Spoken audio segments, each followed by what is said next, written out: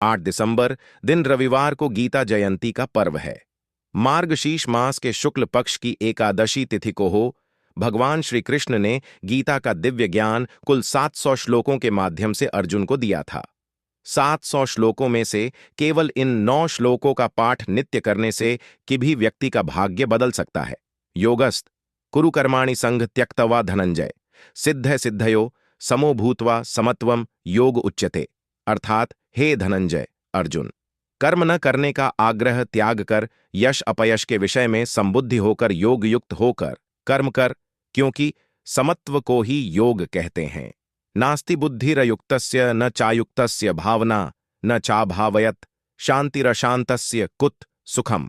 अर्थात योग रहित पुरुष में निश्चय करने की बुद्धि नहीं होती और उसके मन में भावना भी नहीं होती।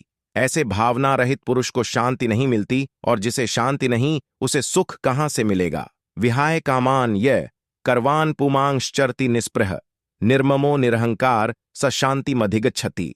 अर्थात जो मनुष्य सभी इच्छाओं व कामनाओं को त्याग कर ममता रहित और अहंकार रहित होकर अपने कर्तव्यों का पालन करता है उसे ही शांति प्राप्त होती है। हि कश्चित् क्षणमपि जातु तिष्ठत्य कर्मकृत कार्यते ह्यश कर्म सर्व प्रकृति जैर्गुणय। अर्थात कोई भी मनुष्य क्षण भर भी कर्म किए बिना नहीं रह सकता। सभी प्राणी प्रकृति के अधीन हैं और प्रकृति अपने अनुसार हर प्राणी से कर्म करवाती है और उसके परिणाम भी देती है। नियतम कुरु कर्म त्वम कर्म ज्यायो शरीर यात्रा पिच तेन प्रसिद्ध येद कर्मण। अर्थात तू शास्त्रों में बताए गए अपने धर्म के अनुसार यद्यदाचरति श्रेष्ठस्तत् देवेतरो जन सयत प्रमाणम कुरुते लोकस्तदनुवर्तते। अर्थात श्रेष्ठ पुरुष जैसा आचरण करते हैं सामान्य पुरुष भी वैसा ही आचरण करने लगते हैं। श्रेष्ठ पुरुष जिस कर्म को करता है उसी को आदर्श मानकर लोग उसका अनुसरण करते हैं। बुद्धिभेदम जनयेद अज्ञानाम कर्म संगिनाम जोशयेत सर्व कर्माणि विद्वान युक्त समाचरण। अर्थात ज्ञानी पुरुष को चाहिए कि कर्मों में आसक्ति वाले अज्ञानियों की बुद्धि में भ्रम अर्थात कर्मों में अश्रद्धा उत्पन्न न करे, किंतु स्वयं परमात्मा के स्वरूप में स्थित हुआ और सब कर्मों को अच्छी प्रकार करता हुआ उनसे भी वैसे ही करावे। श्लोक 8 ये यथा माम प्रपद्यन्ते तांस्तथैव भजाम्यहम मम वत्रमानुवर्तन्ते मनुष्य पार्थ सर्वश। अर्थात हे अर्जुन, जो मनुष्य मुझे जिस प्रकार भजता है यानी जिस इच्छा से मेरा स्मरण करता है उसी के अनुरूप मैं उसे फल प्रदान करता हूं। सभी लोग सब प्रकार से मेरे ही मार्ग का अनुसरण करते हैं। श्लोक 9 कर्मण्येवाधिकारस्ते मां फलेषु कदाचन मां कर्म फल हेतुर्भूर्मा ते संगोस्त्व कर्मणि। अर्थात भगवान श्री कृष्ण अर्जुन से कहते हैं कि हे अर्जुन, कर्म करने में तेरा अधिकार है, उसके फलों के विषय में मत सोच, इसलिए तू कर्मों के फल का हेतु मत हो और कर्म न करने के विषय में भी तू आग्रह न कर। भागवत गीता एक ऐसा ग्रंथ है जो जीवन के हर पहलू को छूता है। यह हमें जीवन जीने का सही तरीका सिखाता है। गीता में भगवान श्री कृष्ण ने अर्जुन को धर्म, कर्म, मोक्ष, ज्ञान, भक्ति आदि के बारे में गहन ज्ञान दिया है। श्रीमद् भगवत गीता के श्लोकों में जीवन के हर प्रश्न का उत्तर छिपा है। अगर हम गीता के इन श्लोकों का अर्थ सहित व्याख्या समझ लें तो हम अपने जीवन को सफल और सुखी बना सकते हैं। यहां आपकी सुविधा के लिए संपूर्ण भागवत गीता के 700 श्लोक, भागवत गीता के श्लोकों का विषय जीवन के हर पहलू को छूता है। इसमें धर्म, कर्म, मोक्ष, ज्ञान, भक्ति, दर्शन, नीति, रहस्यवाद, योग, ध्यान, तंत्र, ज्योतिष, आयुर्वेद आदि सभी विषयों का समावेश है। गीता के श्लोकों को मुख्य रूप से 3 भागों में बांटा जा सकता है: धर्म और कर्म योग। गीता के पहले 6 अध्यायों में भगवान श्री कृष्ण अर्जुन को धर्म और कर्म योग का उपदेश देते हैं। इन अध्यायों में गीता के मूलभूत सिद्धांतों को समझाया गया है। गीता के अनुसार धर्म का अर्थ है सदाचार और कर्तव्य परायणता। कर्मयोग का अर्थ है बिना किसी स्वार्थ के अपने कर्तव्यों का पालन करना। गीता में कहा गया है कि धर्म ही जीवन का आधार है, धर्म के बिना जीवन अधूरा है। कर्मयोग ही जीवन का सही मार्ग है। कर्मयोग से मनुष्य अपने जीवन में सफलता और सुख प्राप्त कर सकता है। ज्ञान योग और भक्ति योग। गीता के 7वें से 11वें अध्याय तक ज्ञान योग और भक्ति योग का उपदेश दिया गया है। इन अध्यायों में गीता के उच्चतर सिद्धांतों को समझाया गया है। ज्ञान योग का अर्थ है आत्मज्ञान प्राप्त करना। भक्ति योग का अर्थ है भगवान में पूर्ण समर्पण। गीता में कहा गया है कि ज्ञान योग और भक्ति योग ही मोक्ष प्राप्ति का मार्ग है। ज्ञान योग से मनुष्य अपने आत्म स्वरूप को जानता है और भक्ति योग से मनुष्य भगवान को प्राप्त करता है। गीता के 12वें से 18वें अध्याय तक मोक्ष और अध्यात्म का उपदेश दिया गया है। इन अध्यायों में गीता के रहस्यवादी और आध्यात्मिक पहलुओं को समझाया गया है। गीता में कहा गया है कि मोक्ष ही जीवन का परम लक्ष्य है। मोक्ष से मनुष्य जन्म मरण के चक्र से मुक्त हो जाता है। गीता में अध्यात्म के कई रहस्यों का भी खुलासा किया गया है, जैसे कि आत्मा क्या है, ईश्वर क्या है, ब्रह्मांड कैसे बना है आदि। यदि आप 700 श्लोकों की संक्षिप्त गीता के बजाय संपूर्ण गीता को अर्थ एवं व्याख्या सहित श्रीमद् भगवद गीता सनातन धर्म का एक पवित्र ग्रंथ है जो कर्म, ज्ञान और भक्ति के सिद्धांतों पर आधारित है। यह महाभारत युद्ध के दौरान भगवान कृष्ण द्वारा अपने शिष्य अर्जुन को दिए गए उपदेशों का संग्रह है। भागवत गीता के श्लोकों का महत्व कई तरीकों से समझा जा सकता है। नैतिक शिक्षा। भागवत गीता के श्लोक नैतिकता और आध्यात्मिकता के बारे में कई महत्वपूर्ण सिद्धांतों को सिखाते हैं। उदाहरण के लिए, गीता हमें बताती है कि हमें अपने कर्तव्यों का पालन करना चाहिए, चाहे वे कितने भी कठिन क्यों न हों। यह हमें यह भी सिखाती है कि हमें अपने मन और इंद्रियों को नियंत्रित करना चाहिए और बिना किसी अपेक्षा या इच्छा के कर्म करना चाहिए। जीवन का अर्थ। भागवत गीता के श्लोक हमें जीवन का अर्थ और उद्देश्य समझने में मदद करते हैं। गीता हमें बताती है कि जीवन का उद्देश्य आत्म साक्षात्कार प्राप्त करना है। यह हमें यह भी सिखाती है कि हमें अपने कर्मों के माध्यम से भगवान की प्राप्ति करनी चाहिए। आध्यात्मिक विकास। भागवत गीता के श्लोक आध्यात्मिक विकास के लिए एक मार्गदर्शक के रूप में कार्य करते हैं। गीता हमें बताती है कि हमें कैसे ध्यान करना चाहिए, कैसे अपने मन को नियंत्रित करना चाहिए और कैसे भगवान के साथ जुड़ना चाहिए। भगवत गीता के श्लोकों को पढ़ना और समझना एक जीवन बदलने वाला अनुभव हो सकता है।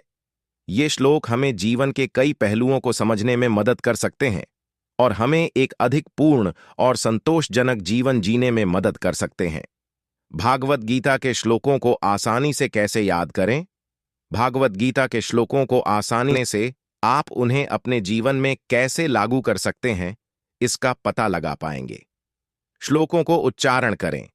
गीता के श्लोकों को उच्चारण करने से उन्हें याद करने में मदद मिल सकती है।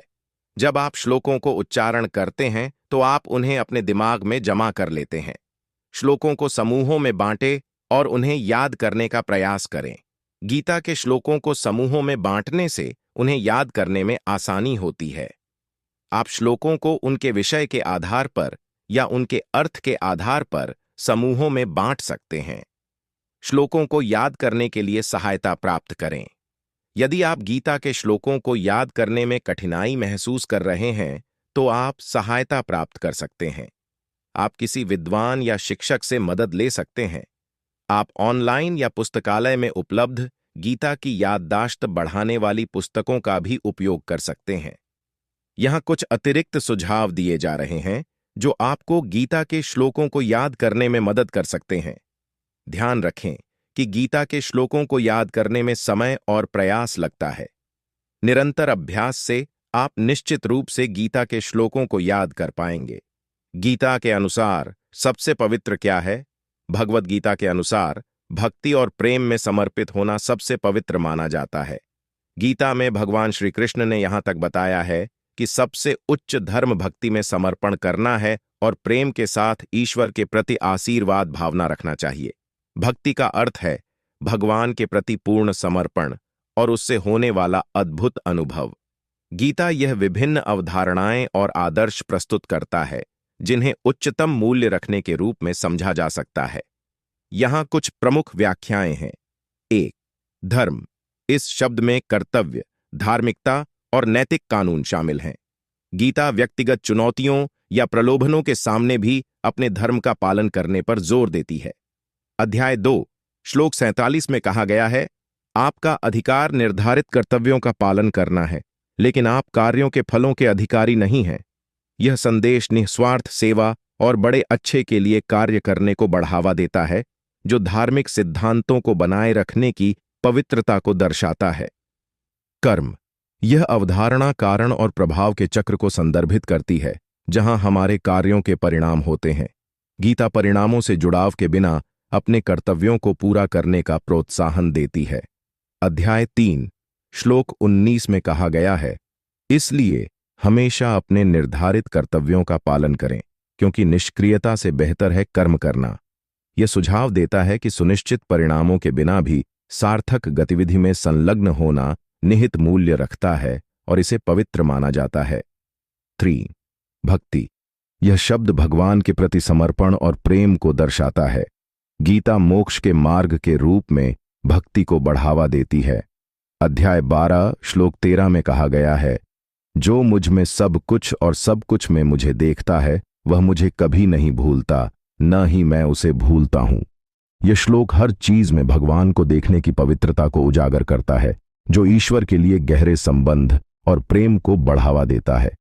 4 आत्म साक्षात्कार।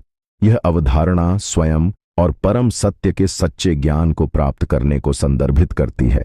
गीता आत्मज्ञान प्राप्त करने पर जोर देती है, जो अंततः जन्म और मृत्यु के चक्र से मुक्ति की ओर ले जाती है। अध्याय 4 श्लोक 34 में कहा गया है, जान लें कि दंडवत पूछताछ और सेवा के द्वारा जिन ज्ञानियों ने सत्य को देखा है, वे आपको ज्ञान देंगे। यह सुझाव देता है कि बुद्धिमान शिक्षकों से मार्गदर्शन प्राप्त करना और आध्यात्मिक साधनाओं में संलग्न होना इस पवित्र ज्ञान को प्राप्त करने के लिए आवश्यक है। 5 समर्पण।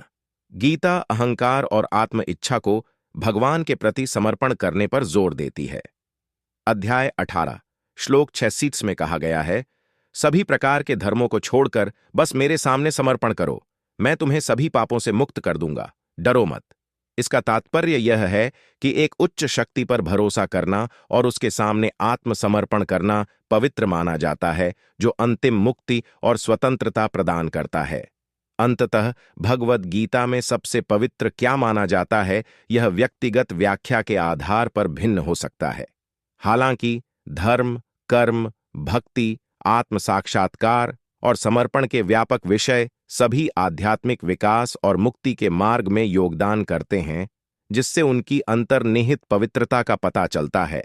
भागवत गीता के 700 श्लोकों में छिपा हुआ संदेश और उनका व्याख्यान हमें धार्मिकता, आध्यात्मिकता और जीवन के विभिन्न पहलुओं में मार्गदर्शन करता है। यह ग्रंथ हमें दिखाता है कि कैसे सही मार्ग चुनने से ही हम अपने जीवन को संतुलित और पूर्ण बना सकते हैं। गीता के संदेशों को अपनाने से हम आध्यात्मिक समृद्धि, शांति और संतुलन का अनुभव कर सकते हैं। जय श्री कृष्ण।